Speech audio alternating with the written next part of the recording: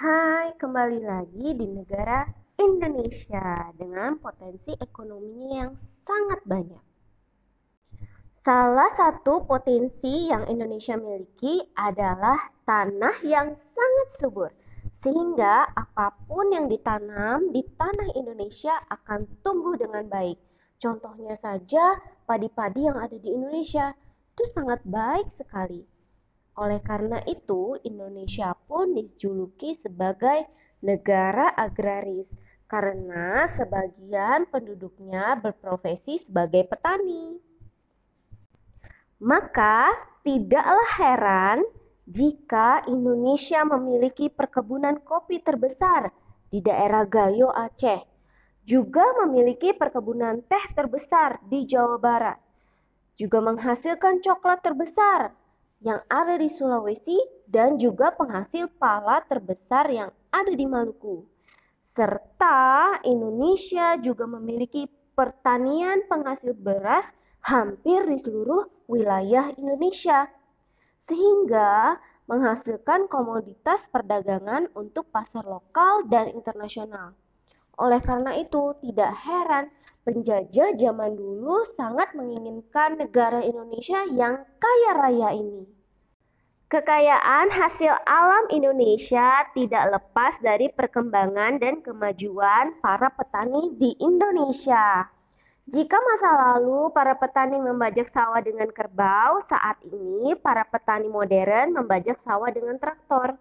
Zaman dulu para petani menanam padi menggunakan tangan secara manual, tapi saat ini para petani dapat menggunakan mesin tanam bibit padi. Selain itu, pada zaman dahulu para petani menjemur padi di bawah sinar matahari, tapi saat ini para petani dapat mengeringkan padi dengan mesinnya. Pada masa lalu para petani memanen padi dengan arit, maka pada masa kini para petani dapat memanen padinya dengan mesin. Namun, perkembangan dan kemajuan petani di Indonesia juga memiliki dampak positif dan negatif. Contoh pengaruh positifnya yaitu waktu tanam menjadi lebih singkat. Kegiatan menanam dan menghasilkan beras pun menjadi lebih mudah dan cepat. Sehingga para petani dapat menghemat waktu dan tenaganya. Namun, kemajuan teknologi juga membuat biaya besar untuk membeli mesin, serta dapat menimbulkan polusi udara karena mesin dijalankan menggunakan bahan bakar minyak. Selain mendapat julukan negara agraris, Indonesia juga terkenal dengan sebutan negara maritim. Julukan negara maritim diberikan karena negara Indonesia terletak di antara dua benua dan dua samudra.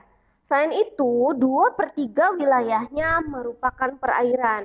Artinya, Indonesia terdiri lebih banyak perairannya daripada daratannya. Sebagai negara maritim, Indonesia memiliki potensi ekonomi yang sangat baik di bidang kelautan. Selain sebagai penghasil ikan yang sangat banyak, Indonesia juga memiliki pelabuhan transit yang ramai dikunjungi oleh kapal-kapal dagang dari berbagai negara. Contohnya, pelabuhan di Selat Malaka, pelabuhan di Selat Sunda, dan pelabuhan di Selat Lombok. Sehingga Indonesia pun menjadi tempat transit untuk negara-negara lain. Hasil laut yang melimpah didukung oleh para nelayan yang sudah berkembang dan maju akan teknologi masa kini.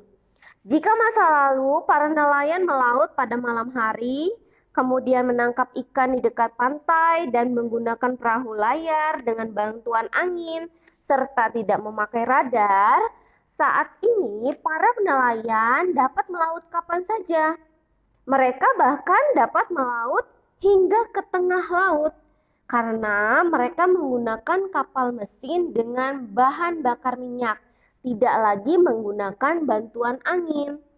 Saat ini mereka pun dilengkapi dengan alat radar. Sayangnya, perkembangan dan kemajuan nelayan Indonesia akan teknologi juga memberikan pengaruh positif dan pengaruh negatifnya. Pengaruh positifnya, para nelayan dapat melaut kapan saja sehingga hasil tangkapan ikannya lebih banyak. Dan lebih banyak nelayan yang dapat melaut. Dan pengaruh negatifnya dapat menimbulkan polusi udara karena mesin dijalankan menggunakan bahan bakar minyak.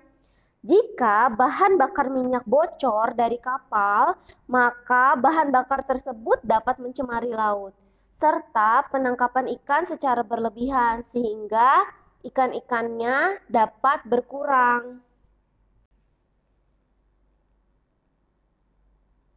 Sayangi bumi, sayangi Indonesia.